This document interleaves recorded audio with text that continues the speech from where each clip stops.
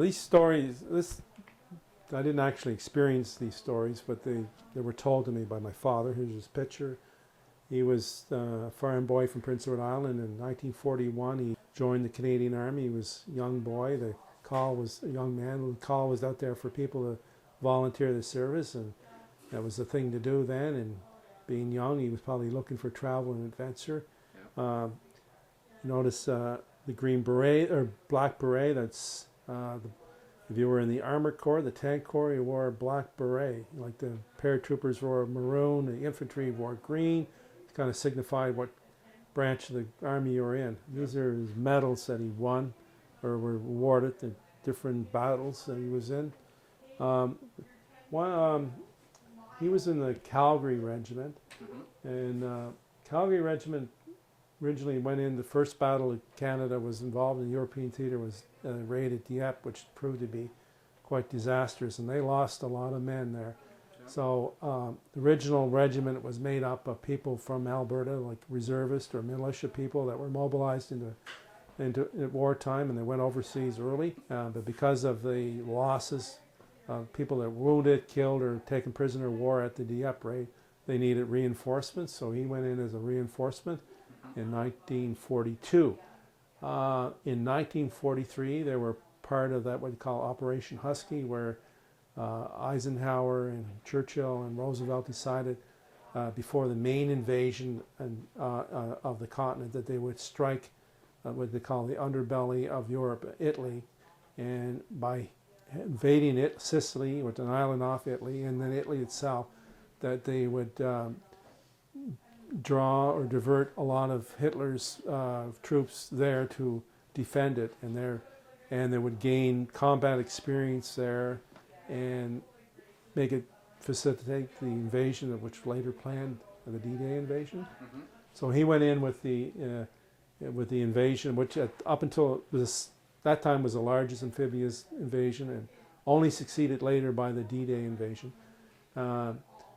And they went into Sicily. They spent the summer there, liberated Sicily. Then they went across the Strait of Messina up into Italy. As you know, Italy is like shaped like a boot, and they went up through Italy, town by town. And they're kind of underrated, because Italy was, excuse me, a lot of hard slugging in Italy, hard fighting, hilly country, and they were in different places like Malta and Campobasso. Their worst fighting was in Ortona, and Ortona is a seaside town on the west side of Italy, and it was called Canada's Stalingrad. And Ortona is actually the bigger battle was the Moro River Valley, which it was situated in. It was the main big, it's often called Ortona, but it involved the whole area, the Moro River Valley area. And anyway, it was, at the end, it was street by street fighting, house by house fighting. And they developed a new technique called mousing, where they bore holes through a house, put the explosive in, and blow it up that way. And anyway, it was very vicious, hard fighting. And his regiment, they were involved in the pursuit up to Ortona to clear the way for the taking of Ortona. And he told the story that I think it was the night before. They knew they were going in, and they synchronized. He was a gunner in a tank. Synchronized their guns to a church steeple, and usually 3 tanks work together in a unit called a troop. Usually 5 men to a tank. You had a driver, a gunner, a co-driver, and a loader operator, which fed the bullets into either the machine gun or the big cannon, the 75 millimeter cannon. And anyway, so he synchronized his gun with the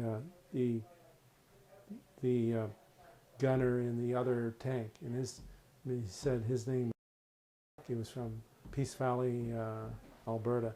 And anyway, they, as they were going up, I guess the reconnaissance didn't see some of the 88 howitzers that were actually hidden well, and they got caught in an ambush, and they were all blowing up, and they had to bail out. And anyway, miraculously my father got out unharmed, but he was crawling on his belly, and he said he was in a cabbage patch, and the bullets, there was a sniper had seen them, and the bullets were hitting the cabbage, and the leaves were flying all over the place. And he came over and he saw his fellow gunner there, and he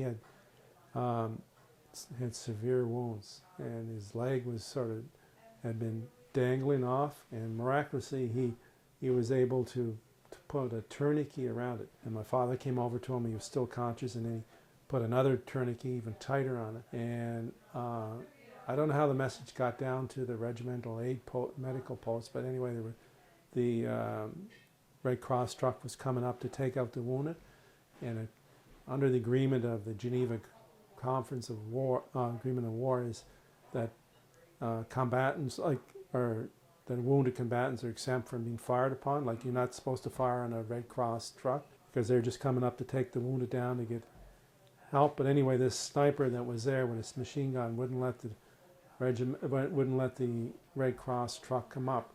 And normally, if he had been allowed to come up, they would take the wounded out. They would be taken back to the regimental medical center. Behind the lines, he probably would have had, if his leg was repairable, it would have been fixed. If not, they would have had to amputate it. He still would have gone back home without a leg probably, but he would have lived. Anyway, this sniper violated those rules, and every time the ambulance tried to come up, they would fire upon him, so he wasn't able to get up, and they had to wait until after darkness, and the sniper couldn't see them, and they had to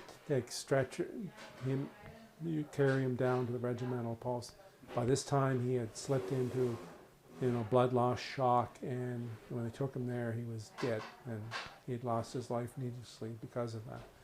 And it really traumatized my father and made him very sad and very angry. And he said from then on, he never followed the rules either, and he hated himself for that. But violence begets violence, and this is the tragedy of war.